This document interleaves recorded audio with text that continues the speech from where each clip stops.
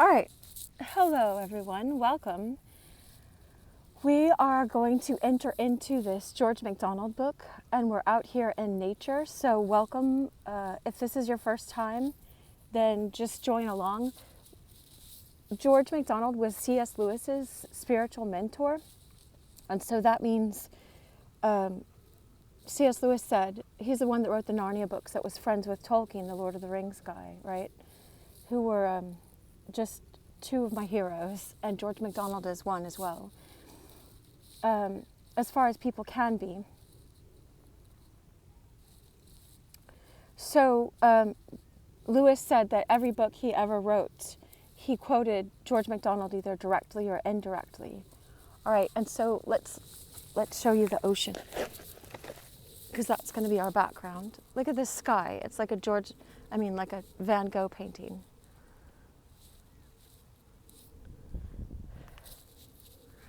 There's the ocean for us to have this expansiveness.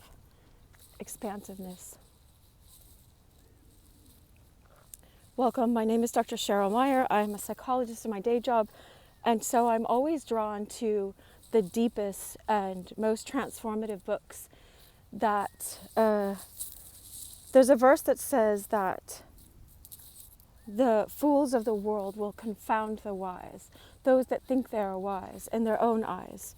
Because it's these foolish things sometimes, like it looks like a child's story in the middle of, the woods. I had to hike to get up here. A long ways, so that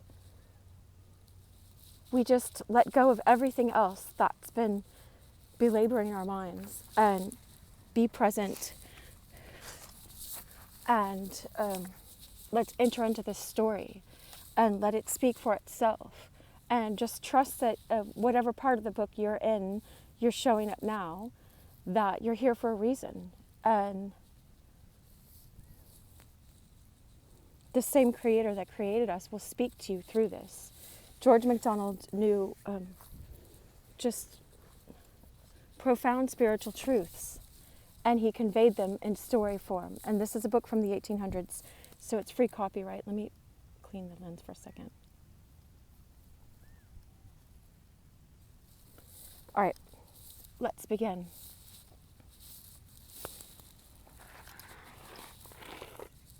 Leia's here too, just so you know.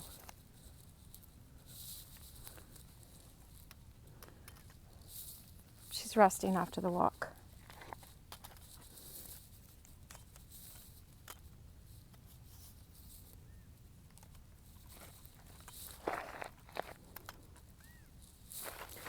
All right.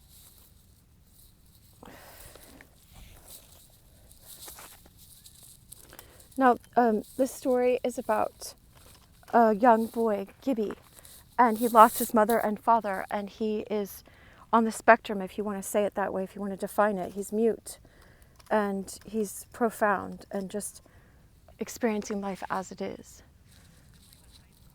All right.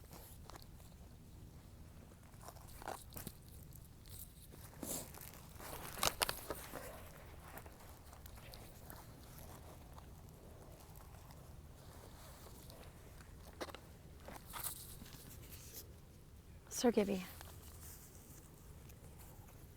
We're on chapter 27, A Voice.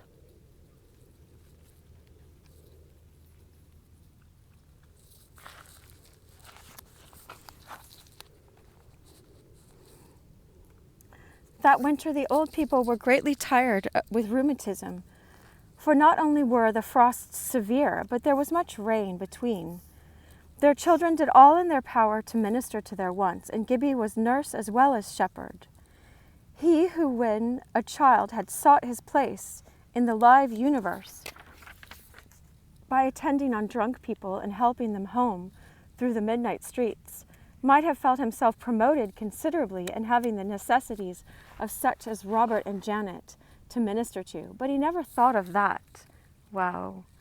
He used to be in the town, like in the middle of a town in Scotland, like downtown type of thing. And he had this, his father was a drunk, he died of it. And he would help the drunk people home so they wouldn't fall into alleys and die. his father drank himself to his own demise. Anyway, so he didn't know better. He didn't know that his calling was more. And right now, he's not even thinking about it. But these are two very good people, Janet and Robert, who are shepherds in this hill. And they took him in. They took him in. They saw that he was an orphan, and they took him in. Anyway, now he's tending to them on the mountain and being shepherd for their sheep. They're in charge of some sheep, and they have no debt. They have a little cottage, and they have, I think, 5 kids, and Donald is one of them. But now they took in Gibbie as one of them as well. Anyway, but he never thought of that, right? So it made him a little mournful sometimes to think that he could not read to them, because he couldn't speak, but they taught him how to read. Janet, however, was generally able to read aloud. Robert, being also asthmatic, suffered more than she, and was at times a little impatient. Gibbie still occupied his heather bed on the floor, and it was part of his business as nurse to keep up a good fire on the hearth. The peats, happily, were plentiful, so they had enough peats to put in the fire for fuel. Awake for this cause, he heard in the middle of one night the following dialogue between the husband and wife. He didn't know not to listen. He didn't know that, you're not meant to listen to other people's conversations.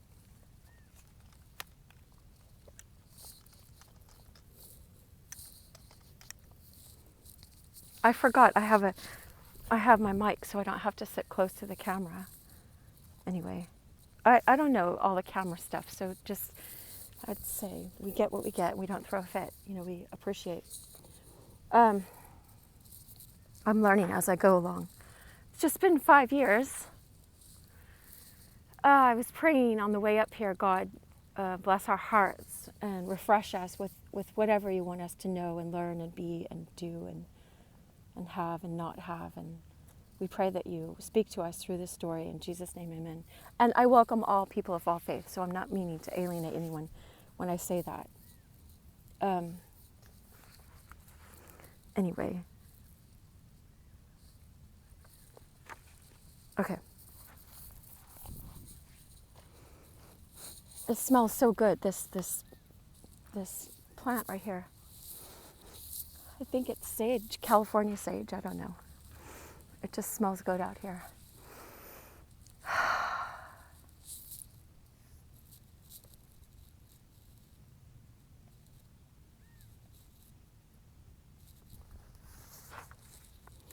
Awake for this cause, he heard in the middle of one night the following dialogue. "I'm growing terrible old, Janet," said Robert. "It's a sure thing that old age, I cannot bring myself content with it. You see, I haven't been used to it." Anyway, they speak in the Scottish, so if you want to translate it for us, feel free in the comments. I'll do my best. "That's true, Robert," answered Janet. It's a good thing we weren't born old. We might by this time have been at home with it. But what would have come of the grand delight of seeing old age from the face of the Ancient of Days? She's talking about, it's in the book of Daniel and in the book of Revelation. Christ is called the Ancient of Days. Anyway, we just studied it. Anyway, I wish I knew all of this. "I would fain be content with my lot, though," persisted Robert. "But when I find myself so helpless-like, I cannot get it out of my head that the Lord has forsaken me and left me to make ill best of wanting him." Because he's used to doing to serve his family and watch over his kids and his wife. And when he can't, he feels like God is forsaking him in this part. Hold on, I've got to wrap my... I got burnt last time because I had this shirt on and it's not made like the other ones. 1 second. So I'll just keep reading this story. it'll explain itself, and you can start from the beginning and listen to the story, because it's so amazing. It's just get through the whole thing with me, right? I wouldn't have thought that would come into my head, Robert said, as long as I can draw breath or wag a tongue wanting him, for in him we live and move and have our being. I know this verse, so thank God I can understand what they're saying. In him we live and move and have our being. Go and he be the life of me. Why would I trouble myself about that life? If he's the life of me, why am I troubling myself about this life? If they're laying in bed, or if they're taking care of the sheep themselves, or whatever they're doing, be it God's will. If in him we live and move and have our being, it doesn't matter if we're like Christopher Reeves was this actor who played Superman, and then he got hurt on that horse, and he was paralyzed. He's the same worth. He didn't lose any worth that happened to him. There was something for him in that. I don't know what. God knows, and he knows now in heaven. We see it all then. We see from the eternal perspective then what's been happening, what's going on. I like the ocean in the background. Hold on. Okay, so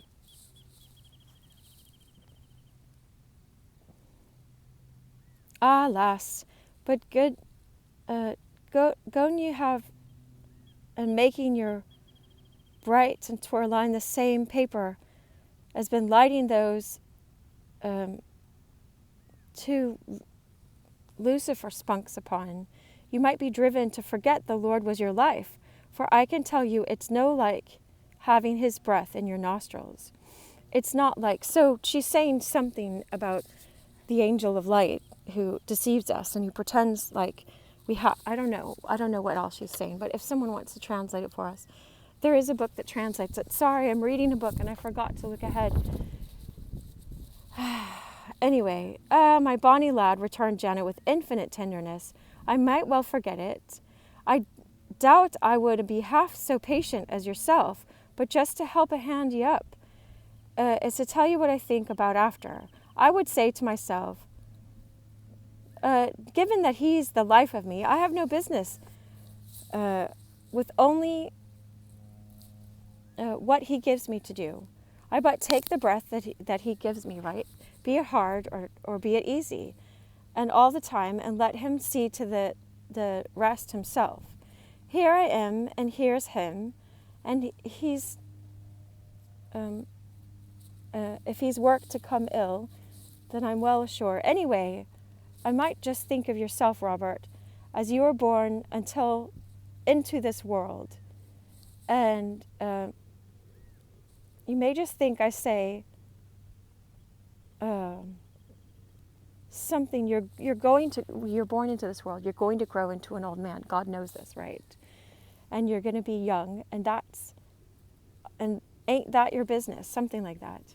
Oh my goodness. So I didn't know this was going to be here today, but this is sort of like life, so we'll just deal with it. Neither you for me from that far from home, Robert, and what they're young enough. I'm thinking there's no younger. Well, you can't get down from here. Pair of old heads upon young shoulders. Anyway, so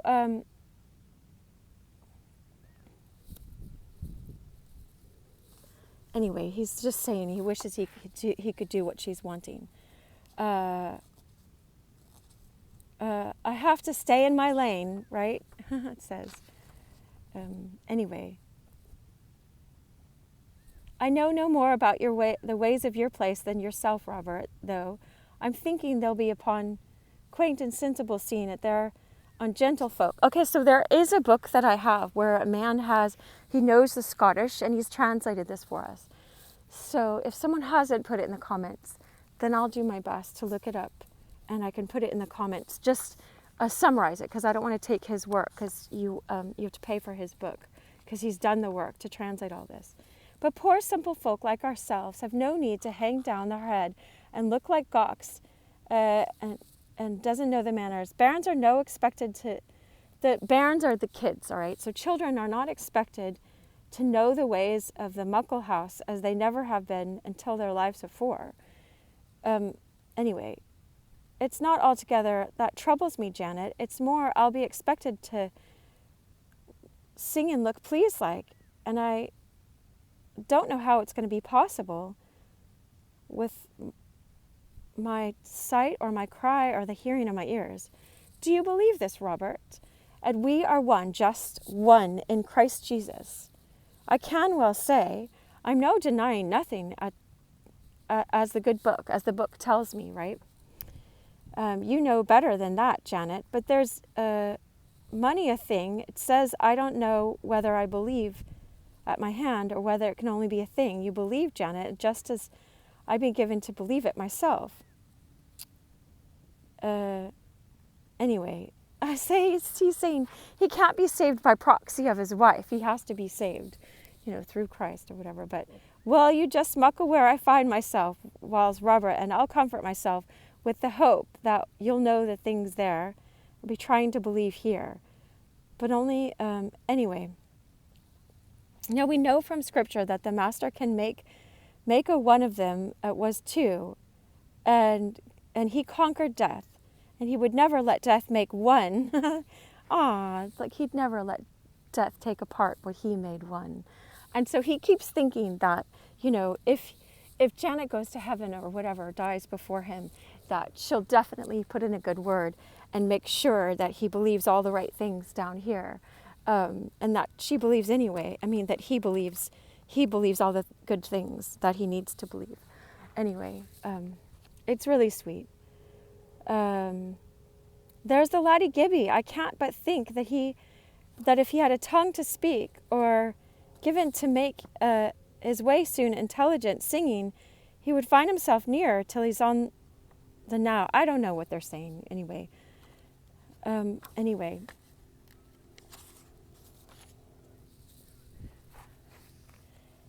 Oh, wow. So they're saying something about, I'll put this here so you can see it at least. And I have the PDF so you can look. Hopefully that goes on the screen. It's just this chapter. All right, so anyway, more of like talk followed, but these words concerning a propinquation in song, although their meaning was not very clear, see, it wasn't clear to Gibbie as well, so good, took such a hold of Gibbie that he had heard nothing after, but fell asleep thinking about them. In the middle of the following night, Janet woke her husband. Robert. She whispered in his ear, hearken, I'm thinking there might be some wee angel come down to say, I know your poor folk, like coming to visit them. Robert, scarce daring to draw his breath, listened with his heart in his mouth. From somewhere, apparently within the four walls of the cottage, came a low, lovely, sweet song, something like the piping of a big bird, something like a small human voice. It cannot be an angel, said Robert at length, for it's singing my nanny's awa. I don't know what that song is. Anyway, and what for no an angel, returned Janet. Isma that just what you might sing yourself, if you were saying, like you were saying last night, right? He was saying this last night. I'm thinking there must be a heap of young angels up there singing my nanny's away. My nanny's away. I don't know what that song is. Anyway. Hoot, Janet, you know there's neither marrying nor given in marriage there. So he's saying in heaven, Jesus said this, we're neither married nor given in marriage in heaven, but we are like the angels, whatever that is,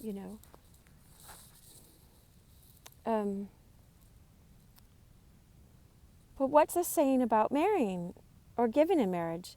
Is that to say you no more, you don't have any folk anymore, right? But you do.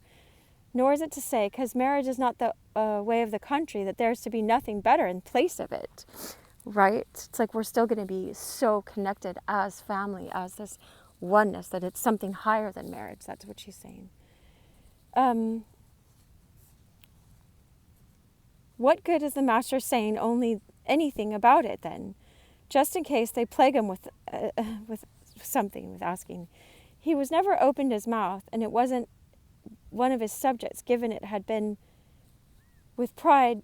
Anyway, people would ask Jesus questions and try to trick him and stuff like that and question him. But anyway. Here, I'll put this here too. Someone come to our rescue and write all this down so we can read it while we're listening in this beautiful nature, right? A body might think that we was left to herself to say, suggested Robert. She had come through enough to some claim to consider it. She must have been right and good, said Janet. Uh-oh.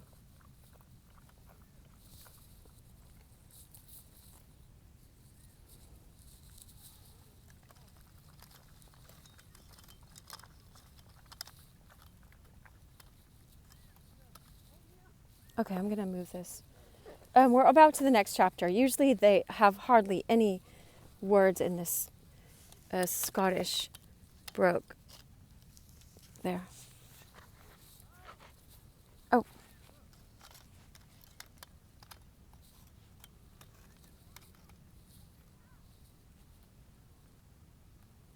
All right. I didn't know it was going to be like this, but I just trust. I trust answers to come, or whatever we deal. Nothing like reading a book you can't understand, but that's okay. They're saying anyway. As soon as he could hear what they were saying, Gibbie had stopped to listen, and now they had stopped also, and there it was, the end. For weeks he had been picking out tunes on his Pan's pipe. So Donald had taught him how to make this pipe out of reeds.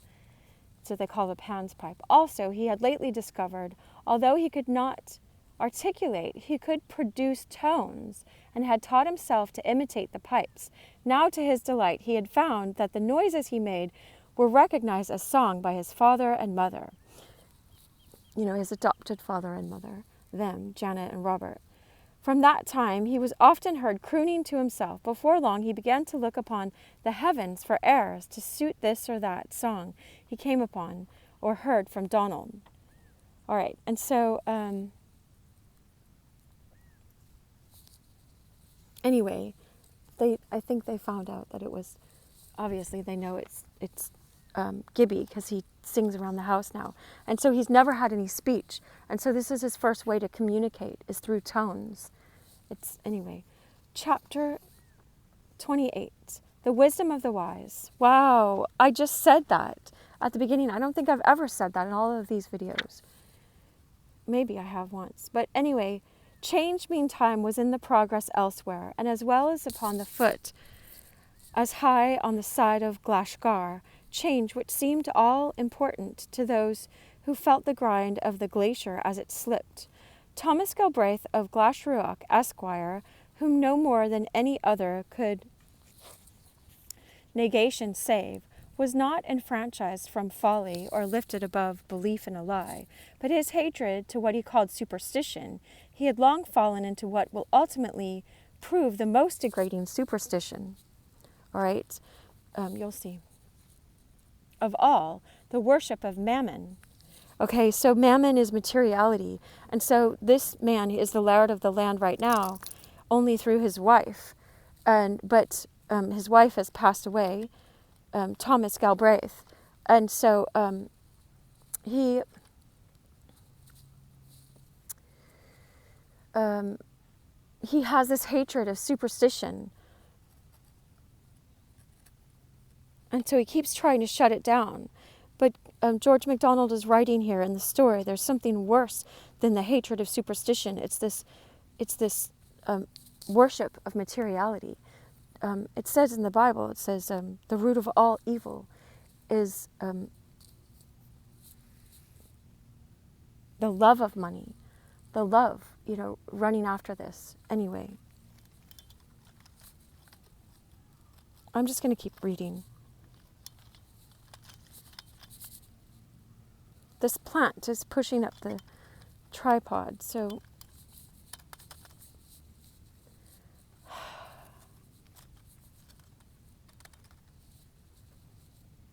I used to just put my phone on a bush and that's it.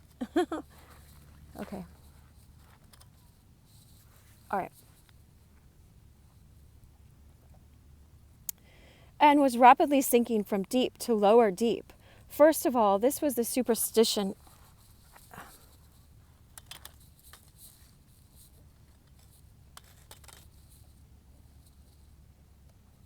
There.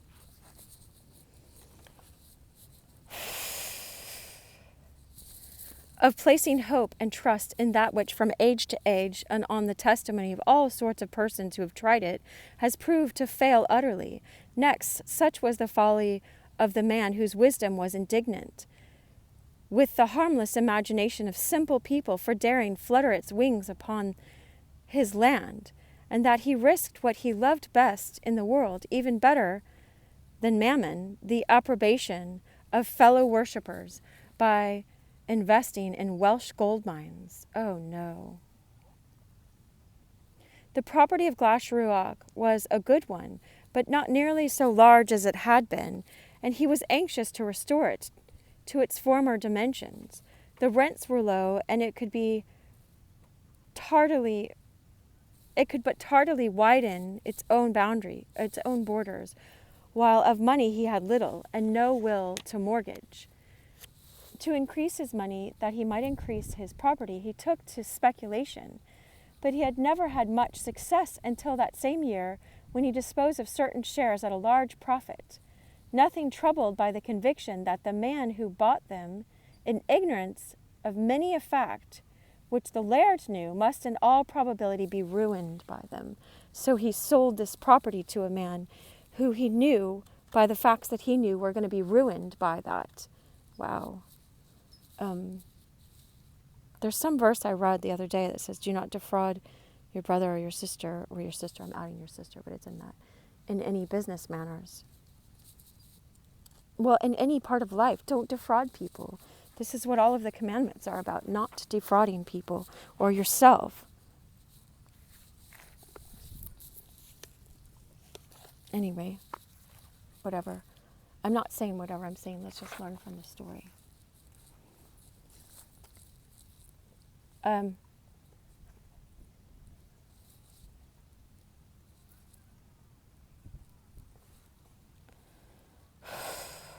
Nothing troubled by the conviction that the man who bought them, in ignorance of many a fact which the laird knew, must in all probability be ruined by them. He counted this success, and it gave him confidence to speculate further. In the meantime, with what he had thus secured, he re-annexed to the property a small farm which had been for some time in the market, but whose sale he had managed to delay. Oh no.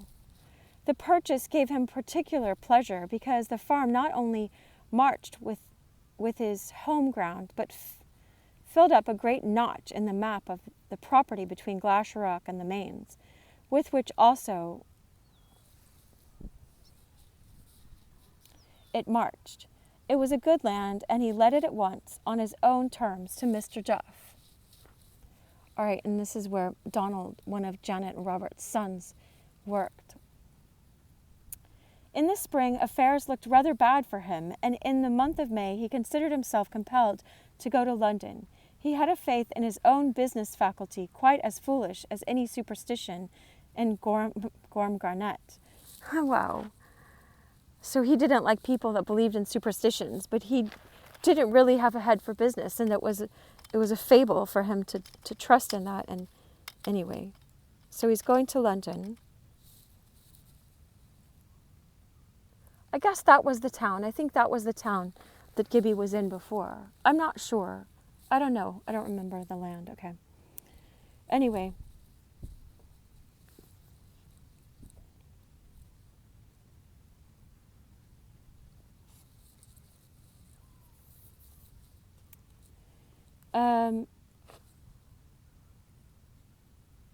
There he fell into the hands of a certain man whose true place would have been in the swell mob and not in the House of Commons, a fellow who used his influence and facilities as Member of Parliament in promoting bubble companies.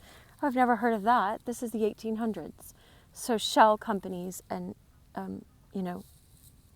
empty. Anyway, he was intimate with an elder brother of the laird, himself member for a not unimportant borough, a man likewise of principle that love the shade. Principles that love the shade, so not principles. Principles in the darkness. Someone's up there playing music. It's just, you can drive here, but anyway. Leah. All right, sorry. Hold on, I'll do my best. I can't pause this, or I think I would. Okay, so, all right, hold on.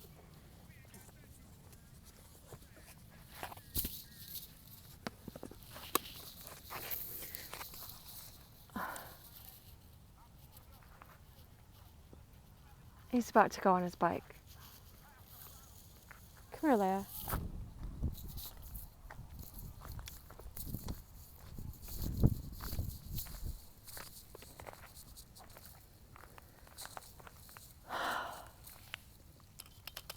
Oops.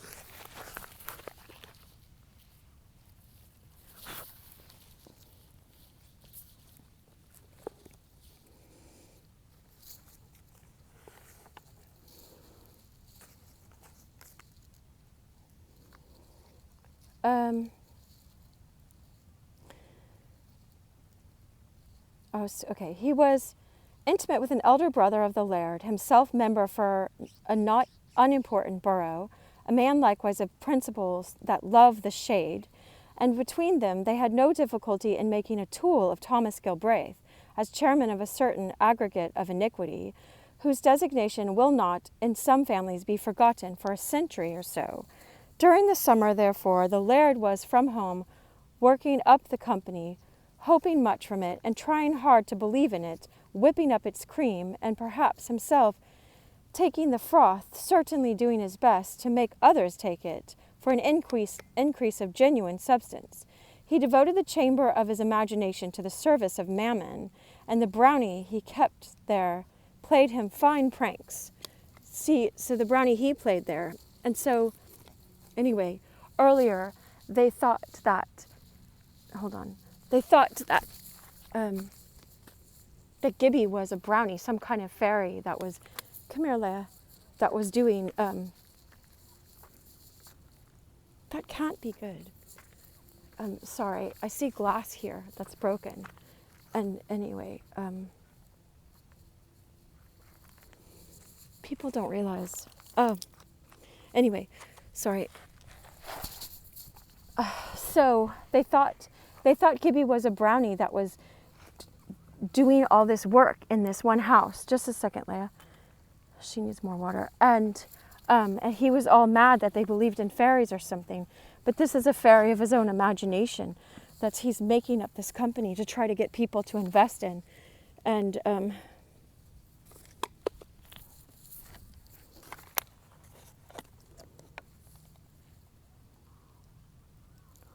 there you go.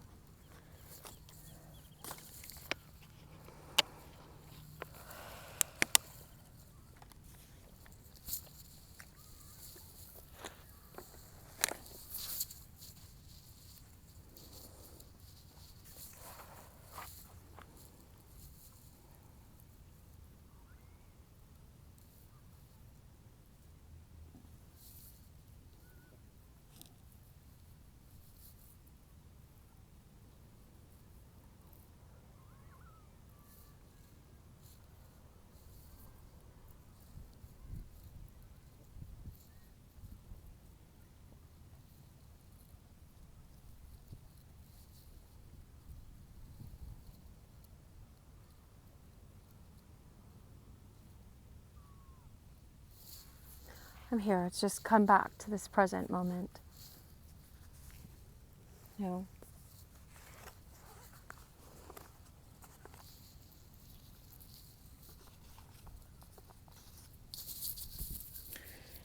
So he devoted the chamber of his imagination to the service of Mammon, and the brownie he kept there played him fine pranks.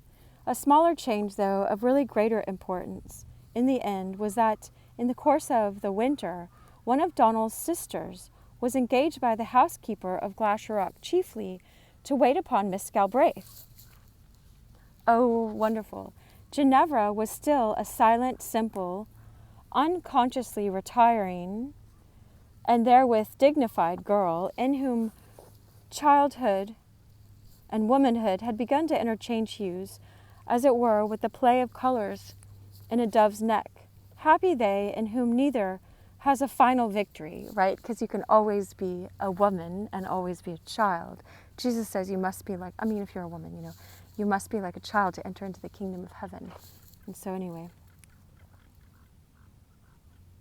Happy also all who have such women to love. Ah, that's wonderful. At one moment, Ginevra would draw herself up, bridle, her grandmother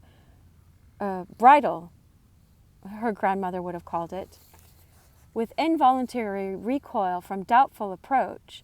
The next, Jenny would burst out in a merry laugh at something in which only a child could have perceived the mirth-causing element. Then again, the woman would seem suddenly to re-enter and rebuke the child, for the sparkle would fade from her eyes, and she would look solemn and even a little sad. The people about the place loved her, but from the stillness on the general surface of her behavior, the faraway feeling she gave them, and the impossibility of divining how she was thinking, except she chose to unbosom herself, share with them from her heart. They were all a little afraid of her as well. They did not acknowledge even to themselves that her evident conscientiousness bore no small part in causing that slight uneasiness of which they were aware in her presence. Possibly it roused in some of them such a dissatisfaction with themselves as gave the initiative to dislike of her. So when you're conscientious about yourself and you want to live a good life, sometimes people don't like being around you because they don't want to be that conscientious or aware or whatever. In the mind of her new maid, however, there was no strife, therefore, no tendency to dislike. She was thoroughly well-meaning, like the rest of her family. So she was a daughter of Janet and Robert, all right? And finding her little mistress dwell in the same atmosphere, the desire to be acceptable to her awoke at once, and she grew rapidly in her heart. She was the youngest of Janet's girls, about 4 years older than Donald. Not clever, but as sweet, as honest, and full of divine service, always ready to think others better than herself. The moment she saw the still face of Ginevra, she took her for a little saint and accepted her as a queen, whose will to her should be law. Ginevra, on her part, was taken with the healthy hue and honest eyes of the girl, and neither felt any dislike to her touching her hair, nor lost her temper when she was awkward and pulled it. Before the winter was over, the bond between them was strong. One's principal duty required of Nice. Her parents had named her after the mother of St. Paul's Timothy. Oh, Eunice, right? I know that's Eunice. So, was to accompany her mistress every fine day to the manse, 1.5 miles from Glashruach. From some time, Ginevra had been under the care of Miss Machar, the daughter of the parish clergyman, an old gentleman of sober aspirations, to whom the last century was the Augustan age of English literature. He was genial, gentle, and a lover of his race, with much reverence for and some faith in a Scotch god, right, a god of Scotland, right, whose nature was summed up in a series of words beginning with omni, like omnipresent, omnipotent, that's all powerful, all present. Anyway, partly that the living was a poor one, and her father old and infirm, Miss Machar, herself middle-aged, had undertaken the instruction of the little heiress, never doubting herself mistress of all it was necessary a lady should know. So she thought she knew everything that an heir ought to know. So she's teaching her, right? By nature she was romantic, but her romance had faded a good deal. Possibly, had she read the new poets of her age, the vital flame of wonder and hope might have kept not a little of its original brightness in her heart. But under her father's guidance she had never got beyond the night thoughts and the course of time. Both intellectually and emotionally, therefore, Miss Mahar had withered instead of ripening, and as to her spiritual carriage, she thought too much about being a lady to be thoroughly one. So, it's like you can't be led by the Holy Spirit if it makes you not look like a lady, right? Or something like that, you'll see. The utter graciousness of the ideal lady would blush to regard itself. She was both gentle and dignified, but would have done a nature inferior to Ginevra's injury by the way she talked of things right and wrong as becoming or not becoming in a lady of position such as Ginevra would one day find herself. What lessons she taught her well. Her music was old-fashioned, of course, but I have a fancy that perhaps the older the music one learns first, the better, for the deeper it is thereby the rooting of that which will have the atmosphere of the age to blossom in. But then to carry to every lover of the truth, a true thing is dearer because it is old-fashioned, and dearer because it is new-fashioned, and true music, like true love, like all truth, laughs at the god fashion, because it knows him to be but an ape, right? Fashion, we ought not to follow fashion. It comes and goes, and it's an ape. That means it's imitating real truth, real love, real art. Fashion is just an imitator of the real. Every day then, except Saturday and Sunday, Miss Maher had for 2 years been in the habit of walking or driving to Glashruach and there spending the morning hours. But of late her father had been ailing, and as he was so old that she could not without anxiety leave him when suffering from the smallest indisposition, she had found herself compelled either to give up teaching Ginevra or to ask Mr. Galbraith to allow her to go when such occasion should render it necessary to the manse. So to let Ginevra walk there with Nicey, Donald's sister. She did the latter, and the laird had consented, and thence arose the duty required by Nicey. Mr. Maher's health did not improve as the spring advanced, and by the time Mr. Galbraith left for London, he was confined to his room, and Ginevra's walk to the manse for lessons had settled into a custom. All right. So, chapter 29. It's Roman numerals, so it's XXIX. 29. The Beast Boy. One morning they found, on reaching the manse, that the minister was very unwell, and that in consequence Mrs. Maher could not attend to Ginevra. They turned therefore to walk home again.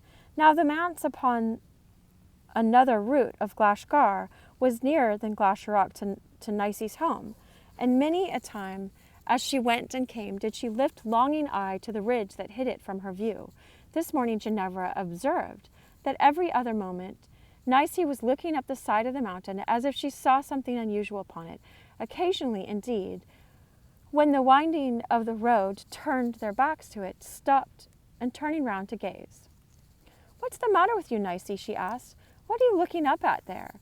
"I'm wondering what my mother will be doing," answered Nicey. "She's up there."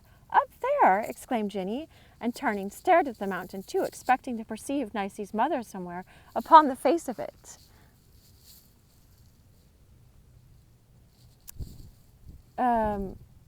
Nah, missy, you cannot see her," said the girl. "She's not in sight.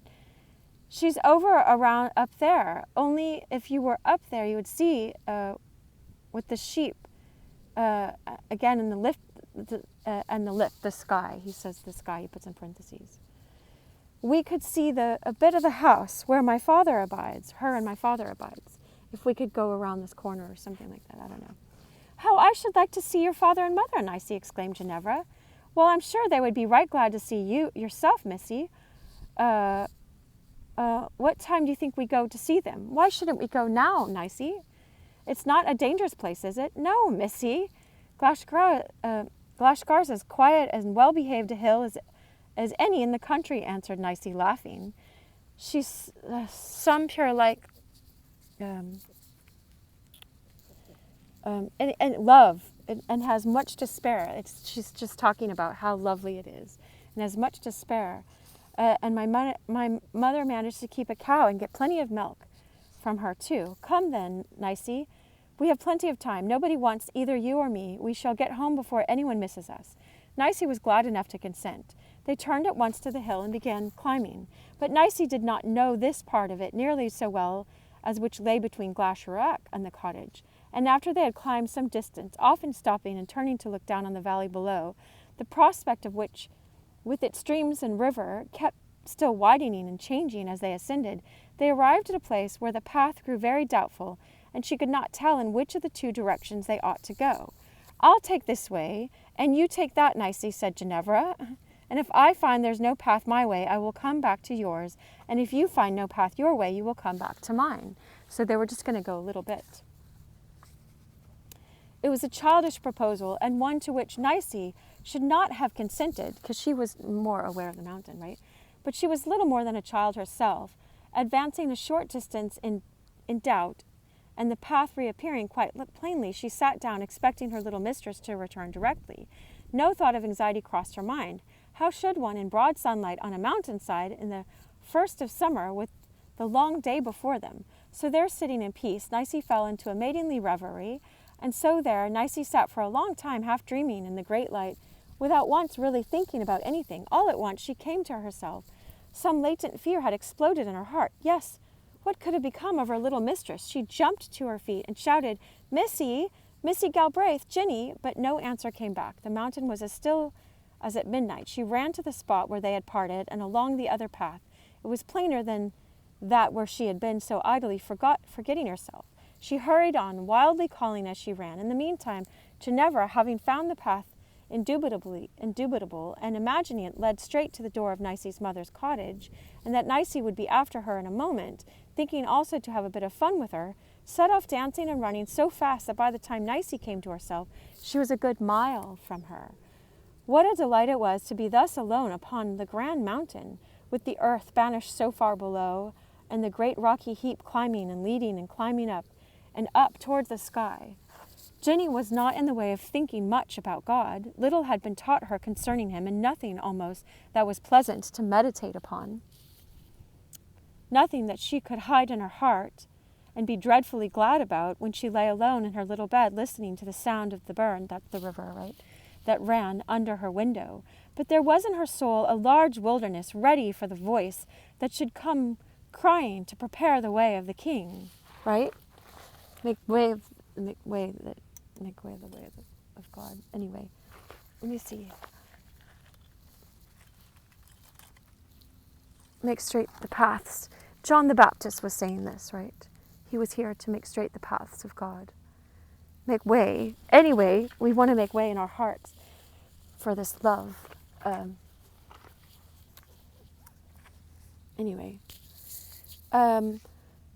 The path was, after all, a mere sheep track, and led her at length into a lonely hollow in the hillside, with a swampy peat bog at the bottom of it. She stopped. The place looked unpleasant, reminding her of how she always felt when she came unexpectedly upon Angus MacPhelp. She would go no further alone. She would wait till Nicey overtook her. It must have been just in such places that the people possessed with devils. Only Miss Macher always made her read the word demons, ran about. And she thought thus a lone-hearted bird uttered a single wailing cry, strange to her ear. The cry remained solitary, unanswered, and then, first suddenly, she felt that there was nobody but herself. And the feeling had in it a pang of uneasiness. But she was a brave child. Nothing frightened her much except her father. She turned and went slowly back to the edge of the hollow. Nicey must by this time be visible. In her haste and anxiety, however, Nicey had struck into another sheep track and was now higher up the hill, so that Jinny could see no living thing nearer than in the valley below. Far down there, and it was some comfort in the desolation that now began to invade her, she saw upon the road, so distant that it seemed motionless, a cart with a man in it, drawn by a white horse. Never in her life before had she felt that she was alone. She had often felt lonely, but she had always known where to find the bodily presence of somebody. Now she might cry and scream the whole day and nobody answer. Her heart swelled into her throat, then sank away, leaving a wide hollow. It was so eerie, but Nicey would soon come, and then all would be well.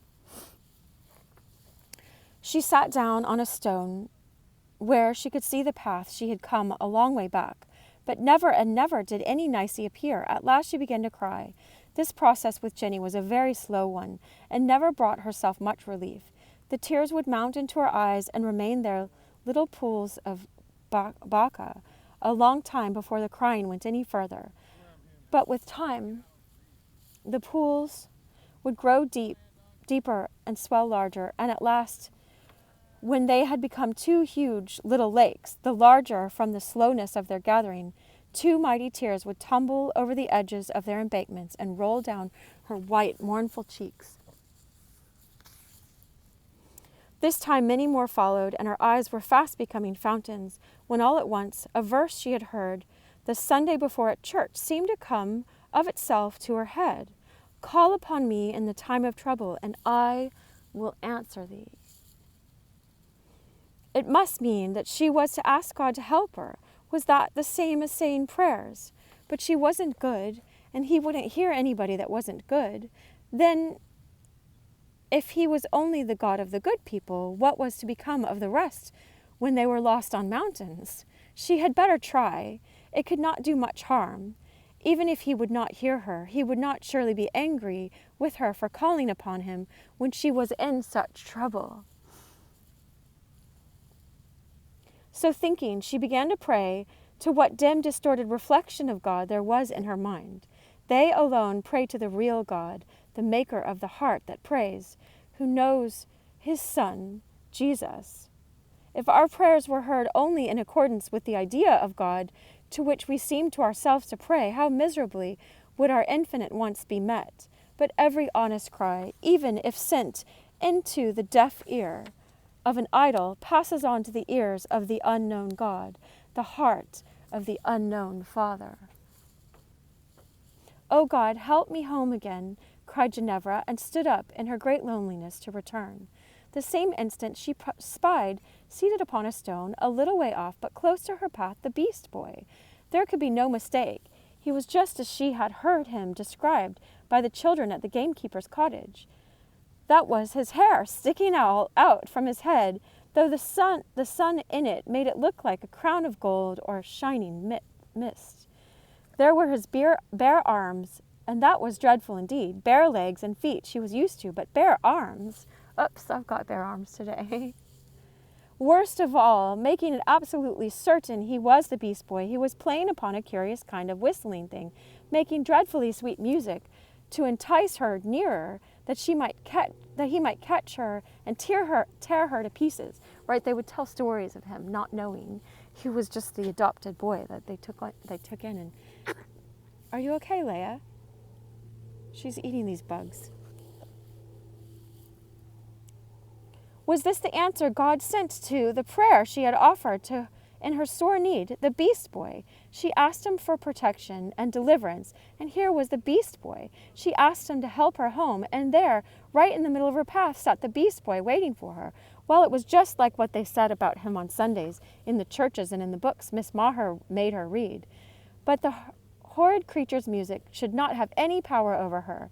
She would rather run down to the black water, glooming in those holes, and be drowned than the Beast Boy should have her to eat. All right, so she doesn't know. Most girls would have screamed, but such was not Jenny's natural mode of meeting a difficulty. With fear, she was far more likely to choke than to cry out.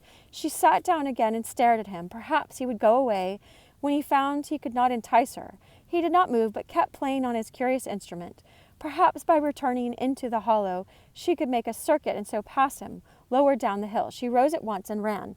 Now Gibbie had seen her long before she saw him, but from experience was afraid of frightening her, right? Because he knew he could frighten the billy goats. Because when they came, anyway, you could listen to the last stories.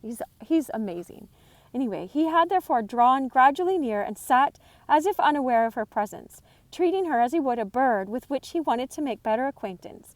He would have her get accustomed to the look of him before he made advances. But when he saw her run in the direction of the swamp, knowing what a dangerous place it was, he was terrified, sprung to his feet, and darted off to get between her and the danger. So she heard him coming like the wind at her back, and whether from bewilderment or that she did intend throwing herself in the water to escape him, instead of pursuing her former design, she made straight for the swamp. But was the beast boy ubiquitous? As she approached the place, there he was on the edge of a great hole, half full of water, as if he had been sitting there for an hour. Was he going to drown her in that hole? She turned again and ran towards the descent of the mountain.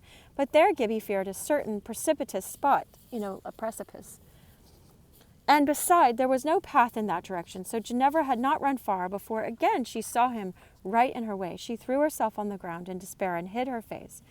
And thus, hunting her as a cat might a mouse or a lion a man, what could she look for but that he would pounce upon her and tear her to pieces? Fearfully expectant of the horrible grasp, she lay breathless, but nothing came. Still she lay, and still nothing came. Could it be that she was dreaming? In dreams, generally, the hideous thing never arrived, but she dared not look up. She lay and lay, weary and still, with the terror slowly ebbing away out of her. At length to her ears came a strange, sweet voice of singing, such a sound as she had never heard before. It seemed to come from far away. What if it should be an angel God was sending, an answer, after all, to her prayer to deliver her from the beast boy? He would, of course, want some time to come, and certainly no harm had happened to her yet. The sound grew and came nearer and nearer, but although it was sung, she could distinguish no vowel melody in it, nothing but a tone melody, a crooning, as it were, ever upon one vowel in a minor key. It came quite near at length, and yet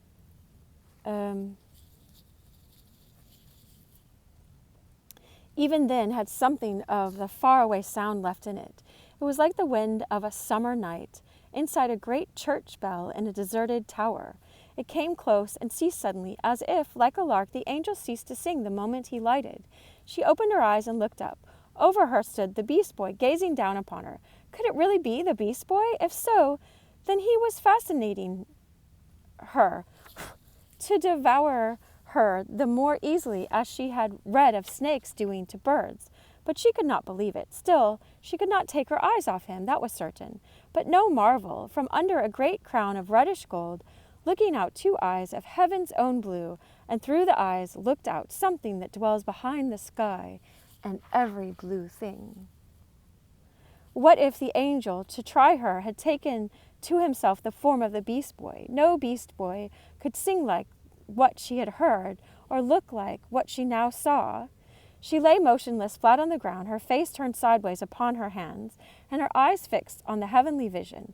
Then a curious feeling began to waken her, and having seen him before, somewhere, ever so long ago, and that sight of him as well as this had to do with misery.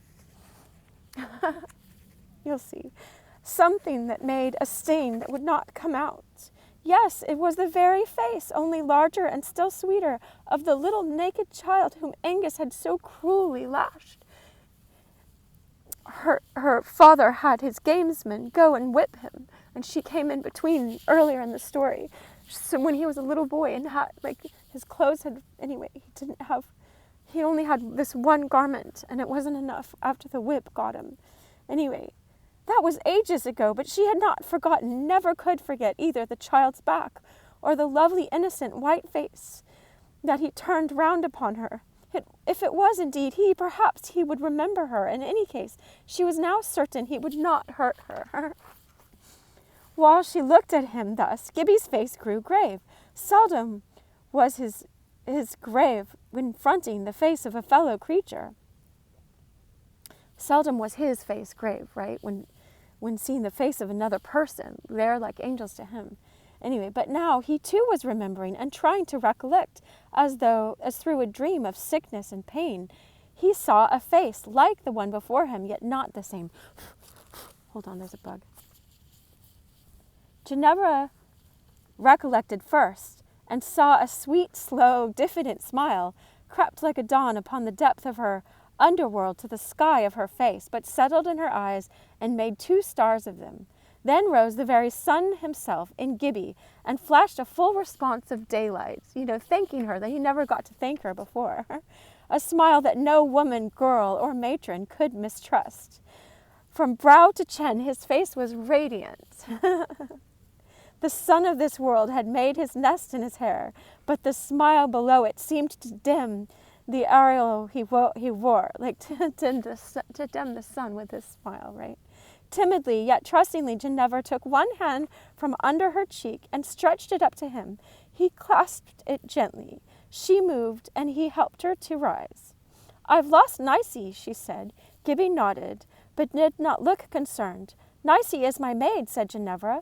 Gibbie nodded several times. He knew who Nicey was, rather better than her mistress, because she came up to the house, and he knows her. She's a sister to him now. "I left her away back there a long, long time ago, and she has never come to me," she said. Gibbie gave a shrill, loud whistle that startled her.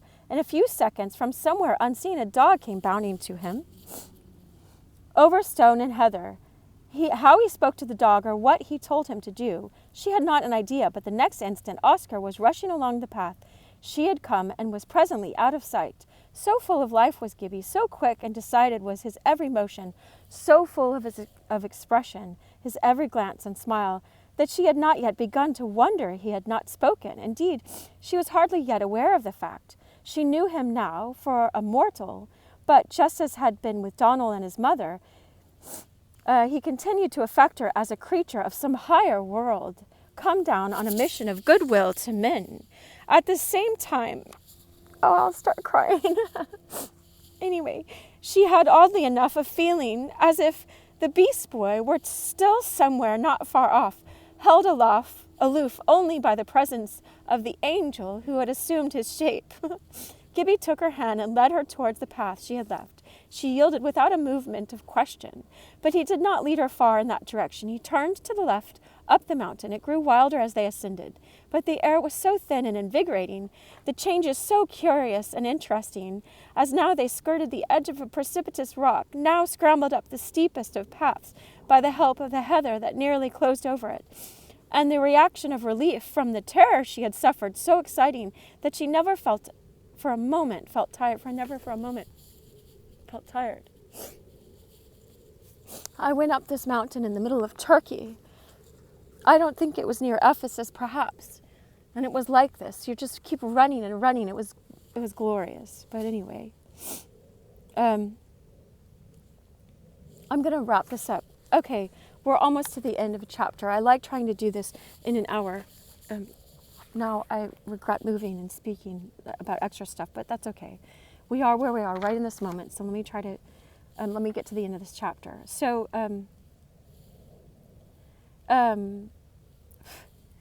so she wasn't tired at all. So, then they went down the side of a little burn, a river, right? A torrent, when the snow was dissolving, and even now a good stream, whose dance and song delighted her. It was the same as she learned afterwards, to whose song under her window she listened every night in bed, trying in vain to make out the melted tune, what the tune was after the melted snow. Ever after she knew this, it seemed, as she listened, to come straight from the mountain to her window, with news of the stars, and the heather and the sheep. They crossed the burn and climbed the opposite bank. Then Gibbie pointed, and there was the cottage, and there was Nicey coming up the path to it, with Oscar bounding before her. The dog was merry, but Nicey was weeping bitterly. They were a good way off, with another larger burn between, but Gibbie whistled, and Oscar came flying to him. Nicey looked up, gave a cry, and like a sheep to her lost lamb came running. "Oh, Missy," she said, breathless, as she reached the opposite bank of the burn, and her tone had more than a touch of sorrowful reproach in it. What's got you to go and run away?" There was a road, Nicey, and I thought you would come after me. I was something like a geese, Missy, but I'm glad I have gotten you. Come away and see my mother. Yes, Nicey, we'll tell her about it. You see, I haven't got a mother to tell, so I will tell yours," like her mother had died. From that hour, Nicey's mother was a mother to Jenny as well. C.S. Lewis lost his mother when he was young, and Tolkien lost his father and then his mother. Psalm 27:10, it says, though your mother and father forsake you, I, the Lord will lift you up, when your mother and father. So anyway, your parents have in this world, or your parents through other people who are cruel or mean or don't see you or know you or whatever, he will pick you up, the I am that I am. Meditate on it, I invite you. Yes, Nicey, we'll tell her about it. You see, I haven't got a mother to tell, so I will tell yours. From that hour, Nicey's mother was the mother to Jenny as well. Another of God's lambs to feed, she said to herself. If a woman be a mother, she may have plenty of children. Never before had Jenny spent such a happy day, drunk such milk as Crummie's, nor eaten such cakes as Janet's. She saw no more of Gibbie. The moment she was safe, he and Oscar were off again to the sheep, for Robert was busy cutting peats that day, and Gibbie was in sole charge. Eager to know about him, Ginevra gathered all that Janet could tell of his story, and in return told the little she had seen of it, which was the one dreadful point. Is he a good boy, Mistress Grant? She asked. The best boy ever I know, better than my own Donald, and he was the best before him, answered Janet, right? Ginny gave a little sigh. She wished she were good. When saw you Donald? Asked Janet of Nicey. Not this long time, not since I was here last, answered Nicey, who did not now get home so often as the rest. I was thinking, returned her mother, you may see him from now in the back of the Muckle house, for he was telling me he was with them now in the meadow upon the Lorry bank, as Missy's papa bought from James Glass. So anyway, he's near to where she's working for Ginevra. Ginny is Ginevra, right? Oh, is he there? Called Nicey. Maybe a sight to go give him a word for him. He came to the kitchen door once to see me, but Mistress MacFarlane wouldn't let him in. She would have no loons come about the place, she said. And she didn't know he was my brother. She said it was nothing to her, and she had no brothers. My sister might come while she can. Anyway, I will tell her my brother. Anyway, he's telling her something, so you can read that. She'll be very sorry for it someday, said Janet with quite a smile. Lots of people will be sorry for doing things like that anyway. Because the master says we'll all have to pay the uttermost farthing. Nobody's will be letting off. Anyway, he's going to hold us all accountable for everything, every idle word. But mightn't the master himself forgive her, suggested Nicey, a little puzzled. Lassie, said her mother solemnly, you don't surely think the Lord's forgiveness is to let folks off repenting. That would be a strange favor to grant them. He would hurt them more than he could help them. I'm sure there was something, whoops, lass, I'd say no, anyway.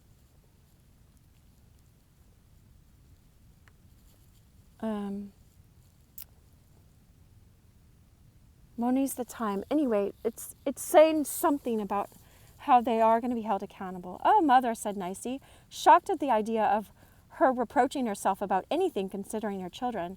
I'm well sure there's nothing, because, saying that she's going to get whoops for all the things that she's not repented of, right? And Nicey can't imagine anything that she's done anyway.